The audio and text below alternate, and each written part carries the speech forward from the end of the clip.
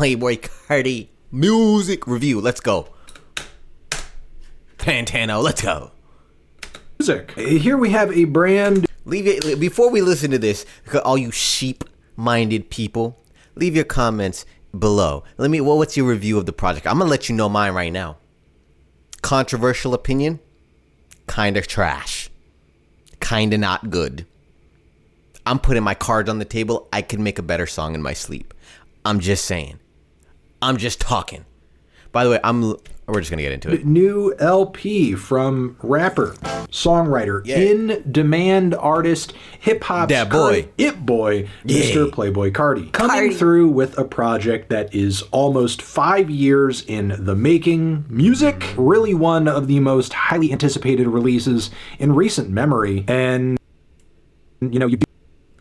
you have to give it to those Carti fans. Their devotion to him may borderline on disturbing sometimes, but they're at least patient enough to have stuck with him while this record came together. Certainly many fan bases would have moved on at this point, having waited so many years, especially with so many copycat artists these days flooding the zone with their own mid to respectable takes. I love the bald white man talking about Carti. The aggressive, distorted, cycling, trippy beats he tends to favor, his experimental approach to flows and vocal inflections, the dark, elusive, and mysterious ways in which he presents himself too. All of which he slowly developed after having blown up. The space between Fantano's lip and nose is insane, bro. That's gotta be like 2.5x the average human nose to top lip ratio space. I'm just saying. Off of his self-titled mixtape back in 2017. But even with Carti's last official full-length album being almost 5 years old at this point, his many imitators haven't even come close to lapping him in terms of relevancy. And that is despite a very frustrated fan base being subjected to countless leaks, teases, album title changes, singles. Yeah, I think Playboi Carti is one of the artists who have been most affected by people just leaking everything, which is crazy because it means that he's like the people he's around are just so sloppy. It's just so sloppy, their workflow, to even be able to be, because you gotta imagine like a Kendrick's not getting leaked. Drake's not even really getting leaked. Right? So like at the highest levels, you would think that your team is solid enough, like your processes and systems are on lock to the point where you're not going to get leaked 1,000 times, but whatever. Pushbacks, weak features, and for some reason, fit picks. But then all of a sudden, we got music here, which was just announced in a flash last week, dropped the following Friday, and now it's here. And despite there having been so much time for this project to incubate effectively, it still sounds so rushed and inconsistent. And I mean, in some ways, not much has really... Okay, let me elaborate before he goes into depth and then I start agreeing. When I said trash, I mean the standards for the resources that this guy has, the time he's taken, and he had the capacity of time he had to be able to make something not mid, is beyond this world. Like, give me a month and I can make an album better than what Playboi Carti put out in 5 years. I'm broke. Subscribe. Okay? But it makes me think that the people at whatever label and whoever his like business managers are, they don't know what the fuck they're doing. The record label are just like, I don't know, they love him. Let him do what he wants. And he doesn't seem to be as much of a creative visionary as we might have thought before. I don't know. It just seems sloppy. It seems mediocre. It seems like he didn't show up the way he should have showed up. Pop Out's hard. Crush is hard. There's some good songs, but it's overall. And I don't need 30 songs of Carti. That's just my opinion, though. Leave your opinion in the comments. Changed since the release of Carti's last record, Whole Lotta Red, in 2020. Because, and I know many would disagree with this, that album in its own right was a pretty inconsistent, disjointed project. I mean, among its 24 songs, there really was no through line guiding all of the tracks overall. I mean, a majority of the tracks on this thing didn't even sound mixed and mastered. I mean, it's all just like vibe music, right? It's all just, slide on your bitch and she's sucking my dick and I'm lit. 5, bitch, I did a tick, tick, tick. Am I right? Bro, I can make fucking 20 Playboi Carti songs better than most of the things he put out. I promise you. This is crazy. The same as quite a few were actually kind of quite painful to listen to. By comparison, I will say the overall mix job on music here is slightly better. Even Cocaine Knows, which sounds like an ultra distorted throwback to the Whole Lotta Red era, with looped metal guitar licks and all. The track OPM Baby, I would say, sort of feels like it could have come from that same album too, to an extent. And yeah, throughout the rest of the album, there are some familiar Carti'isms here and there, like the track Olympian sounds like something that could have been one of the synthier cuts to land on his 2017 Die Lit album. That is, if it were sort of updated with his throatier, froggier delivery style that he's been kind of favoring as of late. But honestly, tracks like these are... I was fighting a bitch in a potty. I made it look like a hottie. Whoa, squatty. Bro, I feel like Lil Yachty using that voice would be very cool. Yachty, steal that flow. More the exception than the rule in this very hefty 30-song track list, whose worst moments sound near effortless and pretty thrown together. And look, I know there are some hype standouts and singles and big features in this album that have been a huge point of discussion around this album for sure, but we cannot allow those flashes in the pan to 100% dictate all the discourse around this album. Because again, there are 30... Do you think that's what it is with like a Playboi Carti? Like, he's just looking for those 1, 2, or 3 songs that are just going to take off unbelievable. Like, he's just looking for a Stop Breathing. He's just looking for a Sky. He's just looking for a Magnolia, right? Do you think that's what it is, as opposed to like, I'm creating a body of work? It's, I'm making a shit ton of songs, and 1 of these are going to go crazy. 5 of these 30 are going to go crazy. 7 of these 30 are going to go crazy. Do you think that's what like the game plan is? Because someone like him, I'm sure they're just like optimizing for live shows and like energy at the live shows. And so is it just spray and pray until we get something that hits? I don't know why they would do that, considering like the resource and capacity they have. That's not really something they need to do. But do you think they don't really care about quality? They're just looking for what's going to move. They're just like, get the pot moving, baby. What's going to go crazy? And then they're just taking shots at that.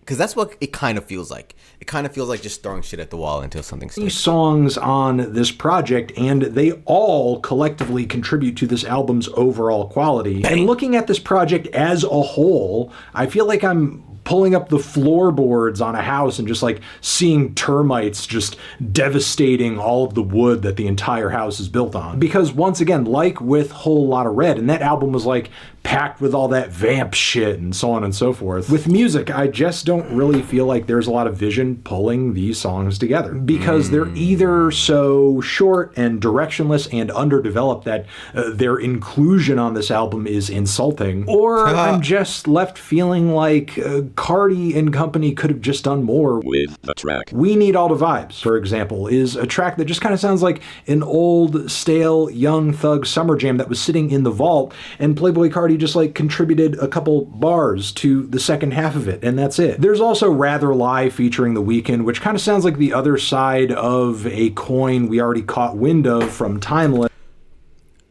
Is Fantano standing in front of a green screen? Which kind of sounds like the... He definitely... Or maybe it's the I Am Music. Yeah, okay. I was about to say, why would he need a the other side of a coin we already caught wind of from Timeless on Abel's recent full-length album. It's kind of like they came up with 2 variations on the same song idea, and I think Carti got the weaker of the 2 variations here. There's Twin Trim featuring Lil Uzi Vert as well, which this track doesn't even have a Carti verse on it. It just kind of seems like a bunch of synths and grooves from the Lil Uzi Vert versus the World era, but it's somehow landing on this album for some reason. I've seen it described as an interlude, but like an interlude from what to what? Because it just kind of sounds... From the vibes to the vibe. Subscribe to the vibe. Listen to my music. It's better than 75% of what Playboi Carti just put out. Pop out It's like one more ungroomed random song in a sea of other ungroomed random songs. Yeah. And this isn't even the worst Uzi Vert track on the record. There's also the song Jumpin', which feels like one of those tracks that you get on a posthumous record after a rapper has passed away and a label tasks 2 or 3 producers with like assembling a track out of a leftover verse or something that was just like in the vault. Just Fantano's really saying it sounds like you're making dead people music. That's insane.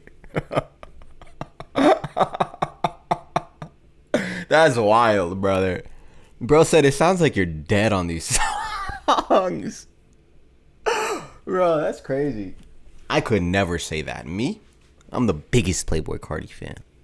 The biggest. Lines together, get them all punched in, and then after that, just repeat a few so that it kind of makes a refrain or a chorus and just extend it out so it feels like a song. It's like I'm hearing a Frankenstein monster being assembled of a bunch of different random lines rather than a full and complete verse. And of course, filling in the gaps here and there, we have Swamp Izzo, who is screaming all over this record, and I will mention again a little bit later into the review. It reminds me of what Tyler did with DJ.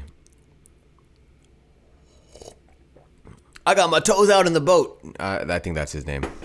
But yeah, from here we have more tracks on the record that sound rushed and short-winded, but just shouldn't be. Like Toxic featuring Skepta, who is obviously a very interesting feature inclusion for this record, but the song that he's on just kind of trails right off as soon as he appears. The songs Walk, Overly, and This One Got It sound like short, incomplete Future demos. Meanwhile, the track Charge Dem Josephi actually does have Future on it, and I don't think I've ever heard a song with this much star power, because it does have Future, it does have Carti, it has Travis Scott on it as well. Yeah, all those names, and yet the whole thing sounds like it was produced and assembled on a moldy potato. We also have other tracks like Fine Shit as well as Philly, which also let me get your thoughts in the comments, because it's not for me. It doesn't sound like it's for the white bald man with the big upper lip. Respectfully, Fantano, I like you sometimes. You know? Was it for you? If you think he ate, bro, if you think he put out that yacht, bullseye, put that in the comments. Because me, I don't know, bro. Features Travis Scott, and these are more tracks that feel less like songs and more like rough sketches of songs, because I mean, as much as Travis and Future and Thugger and Kanye may obviously be very big influences on his sound and his style, he very much lacks the follow-through to really pull together a sound and a song and a vision. Yes, there's a lack of fogwa, there's a lack of panache in the concoction of Playboi Carti'S in the way that they have in the past. Like, we are not talking about Utopia or DS2 or Jeffrey levels of focus here. Like, if anything, we're more in like that Dawn to 2 ballpark. I'm just gonna start doing ad-libs, bro. I'm telling you, I can make a better song than Playboi Carti on a YouTube video. Which, mind you, I do think there is a certain appeal in that in some of the most weird, wild, and exciting tracks this album has to offer. Like on the opening track, Pop Out, where Carti sounds absolutely insane, with production that features all of these hyper distorted ringing synthesizers, splotchy pieces of percussion, and also Carti's raspy screamed verses and choruses to he's absolutely out of control on. What are you on my screen for? What are you on my screen for? I don't want your free pass. Thank you very much. On this track, and does a great job of channeling this pure visceral energy when he wants to. The following track, Crush, I thought was also a highlight, and while this one may not necessarily be like a genius feat of songwriting, it does feature a crazy combination of disparate sounds that make for a pretty unique experience, with Carti's whispery flows, these sliding Game Boy type lead synth melodies, grand gospel style choruses, very rigid, almost industrial type hip hop beats, some very aggressive 808s too, 2, it's total dystopian chaos. Now compare that to K-pop, which the album flows into immediately after, and with that track's more skeletal layers, the atmospheric synthesizers, Carti's squeaky vocal delivery. I mean, the song is passably eerie, but it just doesn't really feel like it's bringing that much to the table, especially on this very abrupt ending. Compare that to the following Evil Jordan, which God, Fantano does such a comprehensive review. I just say trash. No, I'm playing. It's not for me. Let's see what he gave it. I'm farting this entire time. Oh my goodness. Every other person, even Carti, much of the time, just comes across as repetitive, casual, low stakes, low energy, which, yeah, when those are the standards Carti is setting for his own record, why wouldn't everybody else kind of follow suit? Okay, I swear, there are some highlights on this record. There's Crank, which I feel like is a prime example of... Dude, that cover art it's good. I like that. I like that cover art. Honestly, cover art is the best song on this album, bro. Carti when he is at his best here, and giving us tracks that essentially sound like the rap equivalent to a chaotic horror movie soundtrack. Yeah. And there's Like Wheezy, which I enjoyed quite a bit as well, and features this very prominent sample of Rich Kids Bend Over with its very bright, cheery, super sweet lead melodies, which let Carti come at the track with a kind of happy-go-lucky, almost silly type of energy, especially with bars on here where he's going on about spitting on a bitch like Pac. He sounds absolutely just out of his mind on this song. There's also HBA, which is another moment in the track list where I feel like Carti is most definitely channeling some kind of high, otherworldly energy over a hype instrumental where he's just purely operating off of intuition, a gut feeling, and that's it. And again, moments like these are where this album truly feels locked into its greatest strengths. The issue is... Y'all think Carti does psychedelics? Though that is not where most of the album is at. As much of this record is unfocused, is sloppy, is inconsistent, rushed, thrown together, messily pieced together. Damn. Yeah, Carti really managed to give us an album on this one that makes a record as bloated and as all over the place as Whole Lotta Red sound like it actually really truly had a point to it, which is why I'm feeling a strong 3 to a light 4 on this one. Transition, have you given this album a listen? Did you just call me?